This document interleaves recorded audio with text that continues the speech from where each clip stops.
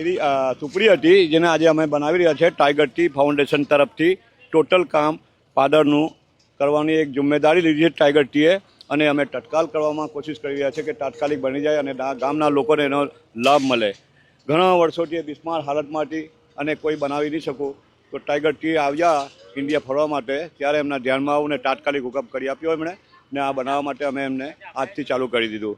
તો સ્કૂલના લગભગ નહીં તે બી 3 થી 4 હજાર છોકરાઓ અપડાઉન કરે છે. ચોમાસામાં બહુ આપદા પડે છે, એના માટે અમારે તત્કાલ કરવું પડ્યું છે.